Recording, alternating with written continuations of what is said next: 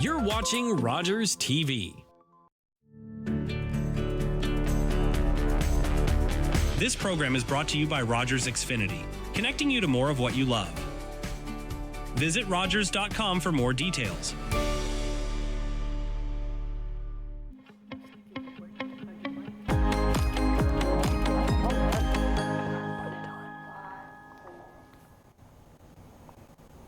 Well, hello everybody, and welcome to another edition of Living Well, Giving Well on Rogers Television, Grey County. I'm Fred Wallace, along with co-host Denise Reid. Today, our host charity today is the Women's Centre of Grey Bruce, and to that end, it's a pleasure to welcome Heather Sheldrick with us, along with Joanne Horton of Horton Law. Thanks for being with us on our program today, and while we'll talk about a variety of topics during the course of our program today, we're also talking about planning with pets, Denise.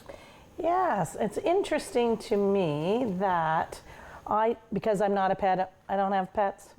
I don't even naturally think about what do I do if I'm going to set up a will that I need to look after that, or if I'm going, to take the pet to the shelter and that. So it's not a natural for me. So do you run into it a lot, Joanne, when people with pets need to get taken care of? Absolutely. So it's actually on my intake form. Like, in terms of, it's a question that I always ask clients: do you have pets? Because we want to make sure that they're taken care of when somebody's gone.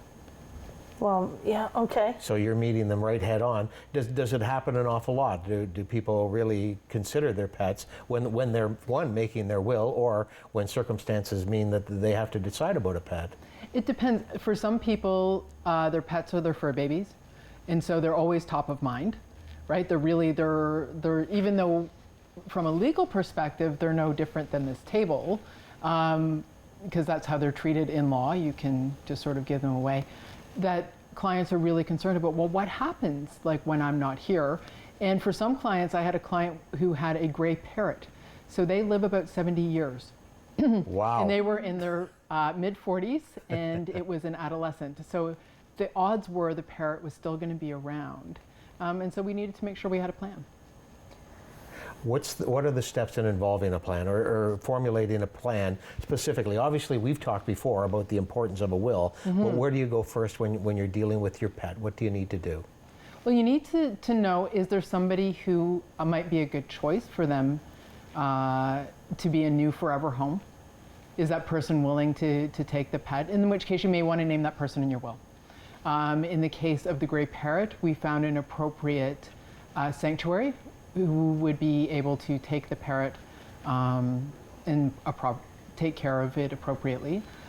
And then depending on the pet, are you also going to leave some money to whoever volunteers to be the new forever home? Because of course pets need to eat and they go to the vet. And so is there some sort of monetary amount that goes with the pet in order to sort of defray the costs for their new forever home? Because I think there'd be a big difference when you're looking at a parrot compared to, I have horses. Yes. Or Hank. Or Hank, yes. Hank. That's Hank's a hippo. dog. Hank is a Bernese mountain dog who goes 120 pounds, and you'd have to leave about $110 a month to feed him. Okay, so sure, that's interesting to me. I mean, I don't, because I don't deal with it on a regular basis. So now we're talking about if we go to have a pet, Heather. I have a pet, and I'm needing to go to the shelter, and not in the passing, but I need to. What am I going to do with my pet? Are people able to bring their pets with them?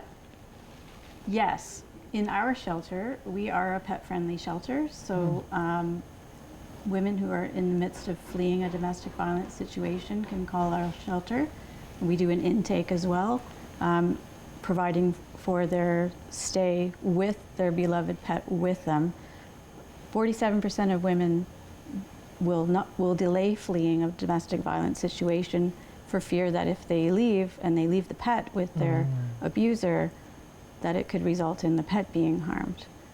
So we've decided to become a pet-friendly shelter in 2019 after I attended a conference for Women's Shelters Canada, And we learned that statistic, 47% delay leaving a domestic violence situation. Had you seen examples of that in your own work, Heather, or was it something that opened your eyes and you thought, gee, maybe there's somebody who's still in a situation that they shouldn't be in simply because they have a dog, a cat, or a special pet? Well, as I say, we've seen lots of women say, I can't come if you don't allow me to bring my pet, so that's number one. I had been bringing my service dog to work. So our shelter was accustomed to having a dog around. My family raised dogs for Canadian guide dogs for the blind. Oh. So we had the puppies that you raise to become guide dogs. So my staff and the clients at the shelter were already accustomed to seeing a dog in the shelter. So we had that advantage that we had that comfort level. And so when I came back from that conference and said, let's become a pet-friendly shelter, we started with 1 bedroom to test pilot it out with both staff and clients, and did our whole policies and procedures based on that kind of test pilot. But now the whole shelter is open. Any bed is available to any woman fleeing. And we've had hamsters, and we've had birds, and we've had not just dogs. Yeah. So when and if women are coming with their children, I mean, that would be a comfort for the children, I would think. There's their pet, there's the familiarity of that would be helpful, I would think. Yes, fleeing in the moment is what we deal with at our Violence Against Women shelter, and you can imagine when they do have the option to bring their cat or their dog with them, or there's other animals in the shelter, that's the other thing, that children are quite comforted by and can use it as a therapy device to get them to talk and to feel more at home. And it's funny because a lot of the kids that are in shelter with their moms at the time, they don't know they're in shelter. It's such a home-like environment, especially with the animals around. They think they're in a hotel or something like that. Well, and good for everybody to be able to keep that mindset, that to feel that comfort and that too. So do you do you guys interact, like when you have somebody coming in? Do you, in your intakes, do you say, I guess because they're just leaving, I mean, it's a traumatic situation, right? You wouldn't be, oh, well, do you have a will and do you want your pet looked after? And that's probably a little far-fetched at that point, right? Yeah, but it's probably something that we could look at doing and working with different lawyers in the community to help women prepare that if something was to happen, what happens to their I want to backtrack just a bit, Joanne. You said a pet can sometimes be considered like the table here. Tell us what you meant there. I just wanted you to elaborate on that, if provisions aren't made, what happens to Hank, what happens to Bob, what happens to Fido? Well, there's a couple of things. I mean, there was a case that went to the Ontario Court of Appeal because a woman was separating from her husband and she wanted the dog, but the dog was papered to the husband, but she said she wanted the dog essentially treated like a child, and the court said, sorry, we're not there. The dog's the dog. It's not unlike the table, the car. Whoever bought it owns it, and this argument you're making, we don't recognize it in law. Okay, even though it's legit, the court didn't recognize it. Well, from the court's perspective, it wasn't legitimate. Okay. It didn't matter that the dog had spent all the time with her. The court said, nope. Here's the purchase paper. His credit card, his dog. Right.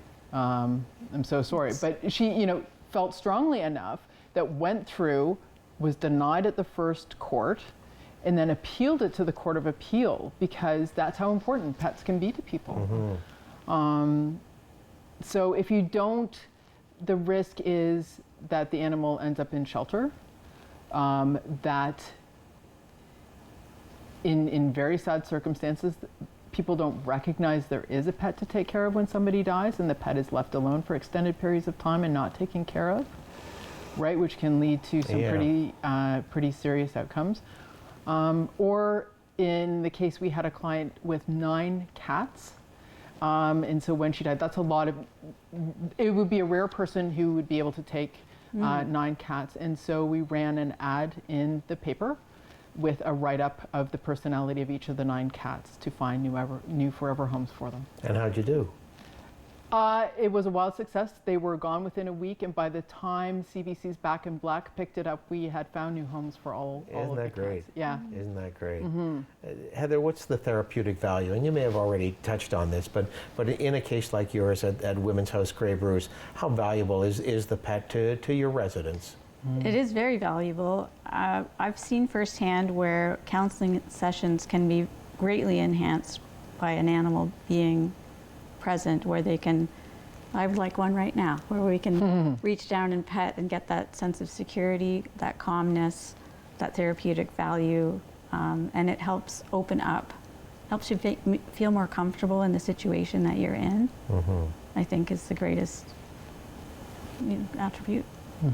And I think that, whether that be for mom, whether that be for child, whether that would be for somebody else that's come in and has been used to having a pet but doesn't have a pet. So I think that it's even though I don't have a dog, I did when I was growing up, and there was that calmness, and there was it's unconditional love, right? That a pet gives. Maybe not all pets. Trust me, once you have one, your perspective changes, right?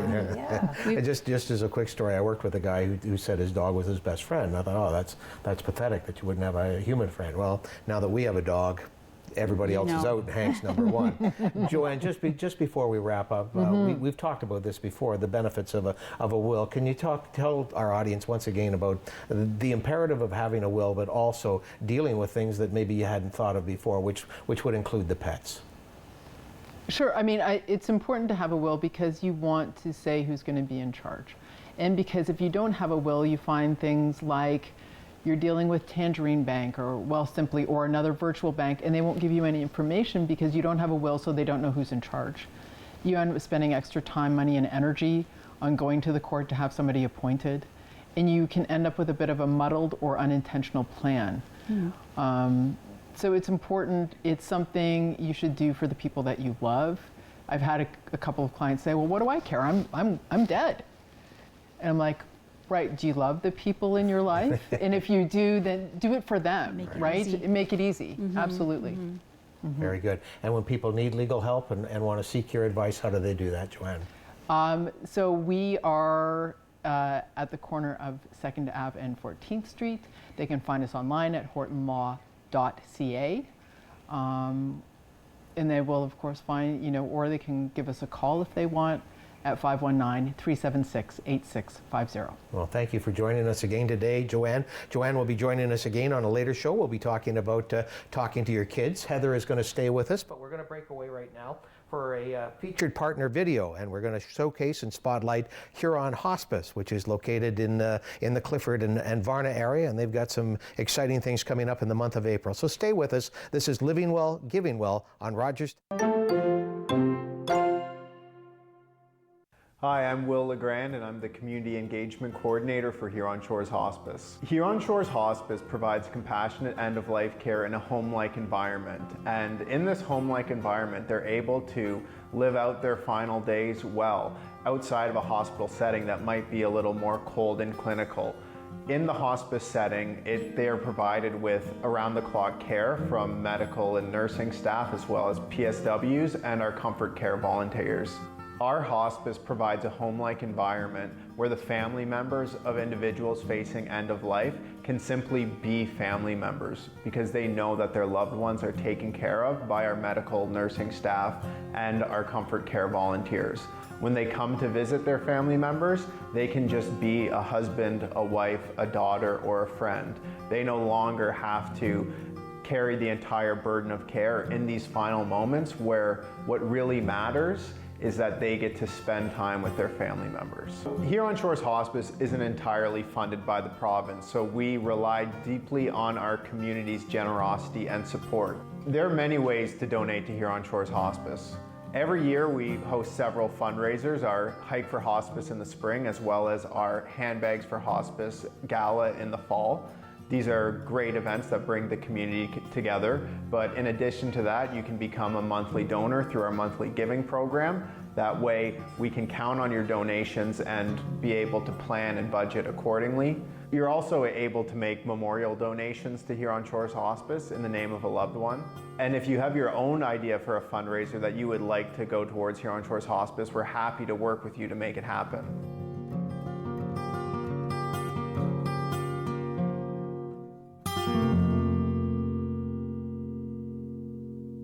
Living Well, Giving Well on Rogers Television. I'm Fred Wallace, along with Denise Reid, our co-host, my co-host. I wanted to just do a quick mention about Huron Hospice, which you just saw a short video on. They've got a big event coming up in early April, on Saturday, April the 5th. It's called the Candlelight Memorial Walk, and it'll be taking place at the Taylor Trail, which essentially is located in the community of Varna. Starts at 7 o'clock, and all the details, whether you want to donate or whether you want to participate, are located at huronhospice.ca. And again, we thank Huron Hospice for being a part of Living Well, Giving Well. Again, I'm Fred Wallace, along with Denise Reid, and we're back with Deb Takeda.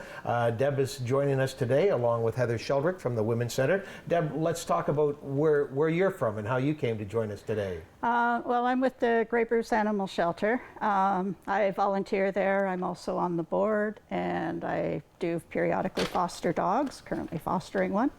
And I'm retired, supposedly. I still do a little contract work on the side. But yeah, it fills my time, definitely. So in our first segment, we had Joanne Horton, who was talking about the legalities of a will and what do you do with your pet. And then Heather we talked about that their center this is the first in Ontario to be able to be, pet friendly. So I'm assuming you guys have a relationship, you guys, or am I right or not? Not personally. No, but business. But we have been approached by people looking to help people getting out of abusive situations to do something with their pets, to have their pets well looked after. Yeah, we'll run into people that come, women that come into shelter that can't leave because they're fearful that the abuser might harm their pet. Or maybe they're going into housing where they're not allowed to have pets is another thing, and we may refer to the shelter to help us out. Yeah. So will you look after their pet? When we have room. The problem challenge right now in pretty well all the shelters is that they're already at capacity and they have a waiting list for surrenders. Because the other situations we have are the other ones you're trying to address, where people haven't planned ahead, someone passes away, they had 2 or 3 pets, now where are the pets going to go? And even this past weekend, we had calls from somebody whose husband passed away, I guess assumed that the partner or spouse or whoever would take the pet, but that doesn't always work out, especially if it's a more challenging dog or something like that. If you left a St. Bernard to somebody that was a senior lady. Who doesn't have capacity to deal with it, then they're not going to be able to keep it.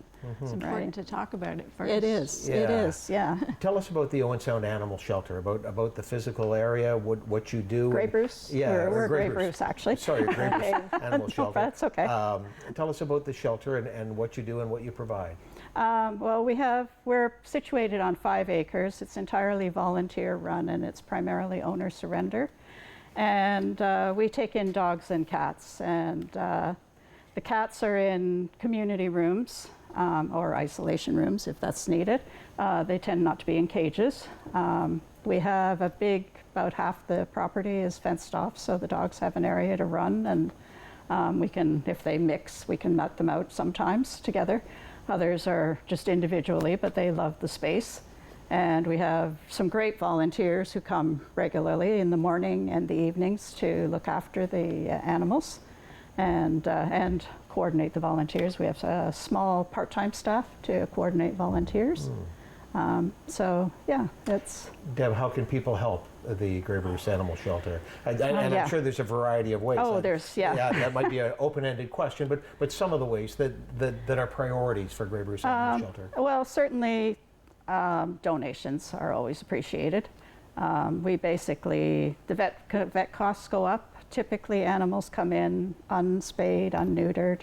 And so we've already immediately got vet costs, and then there's vaccinations, and Then if they happen to be senior pets, there's often extra care. Dental is a big one. As soon as you have a dental operation to deal with, you're out thousands of dollars potentially. $4,000 for a Cocker Spaniel. One of my friends, and I quote that because we had that conversation in the last week, a friend and I said, about the dental bill. Yeah, exactly. So one of the things that has happened, one of the, used to be a rescue, hobo cats, actually, the people there are a great example of what you're talking about with the estate planning, because what they did is they actually planned ahead. They knew they were seniors running the shelter, were running this little rescue, and so they actually coordinated with us, laid out in their estate, set some money up in trust for the cats that were left, so that when we took them over, we also took over some money to actually look after these cats that were left, and they made a point of trying to discharge. Because some of the calls we get are basically it's an estate, or it's a person has passed away and they've been allowing cats into their property and feeding them, and so it may not be like one or two, it might be a dozen with kittens, with whatever, semi-feral. And now somebody is trying to manage the estate, sell the property. Well, you've got all these cats, and what do you do with them?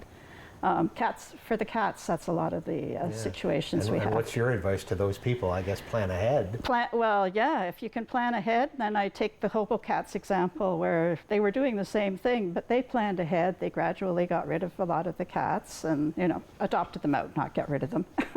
Adopted out a lot of the cats.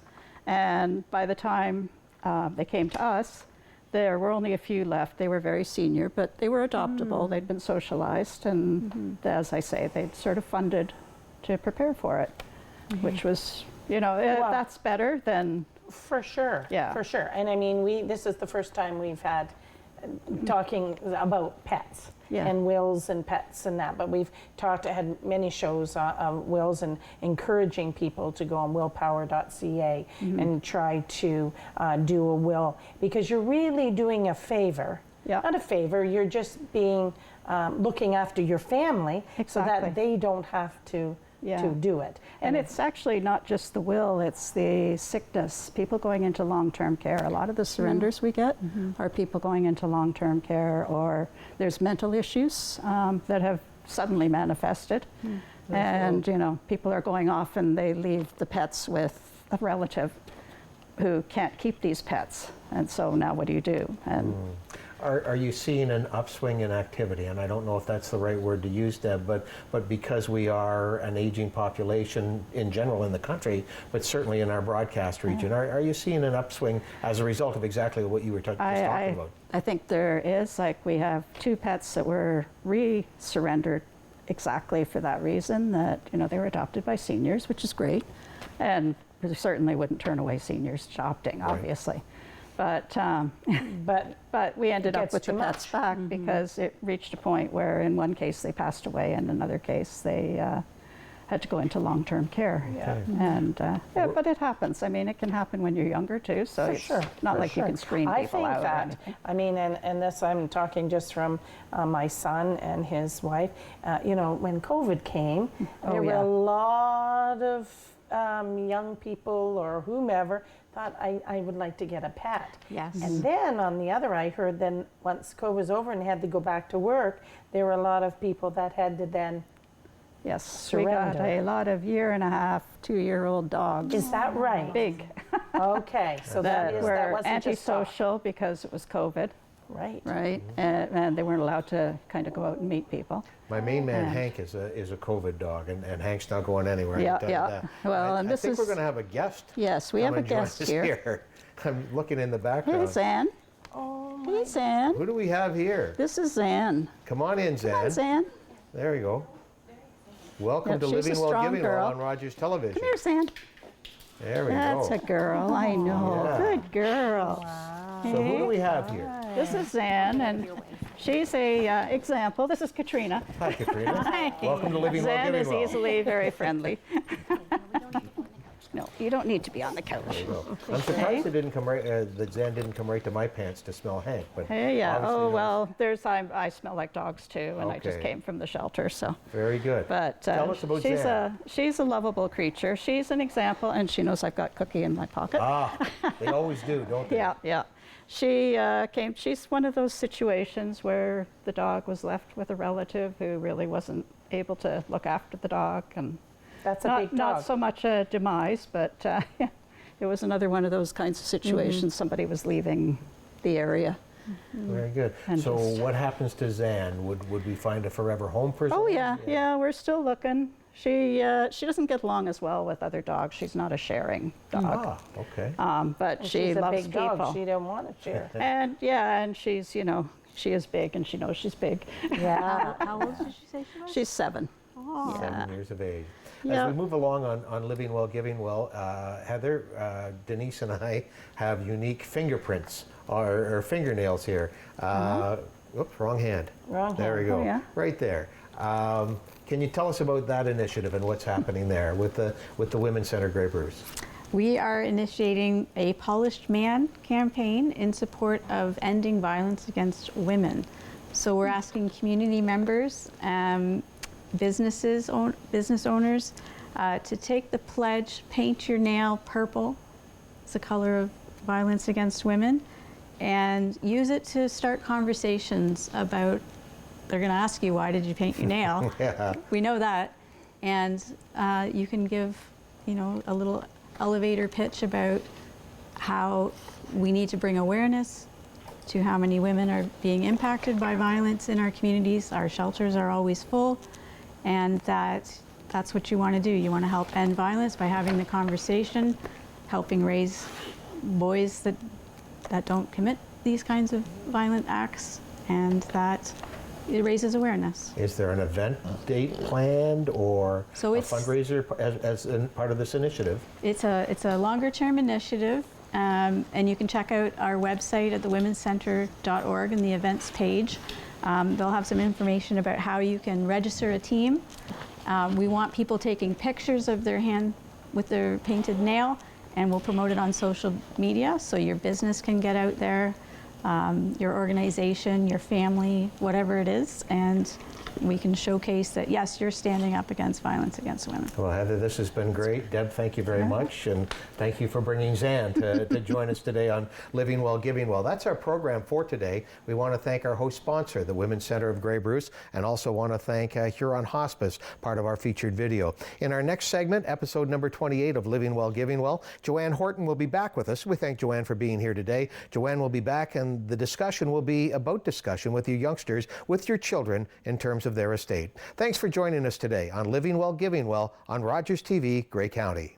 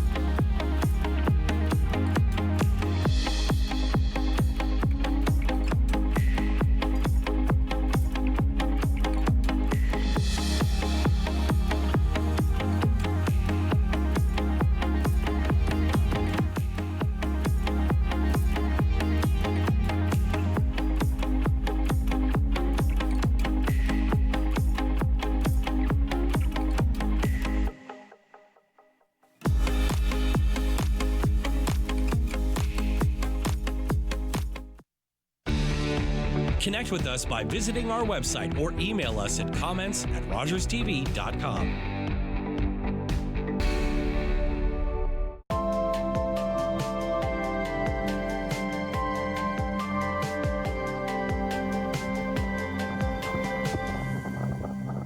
You're watching an interesting local show on Rogers TV and you want to know more. That's when you head to rogerstv.com. Our website provides more information about our programs, our hosts, our schedule, and about how you too can get involved with Rogers TV. Visit us online at rogerstv.com. passionate content creator ready to expand your audience reach? Do you have unique stories, captivating hobbies,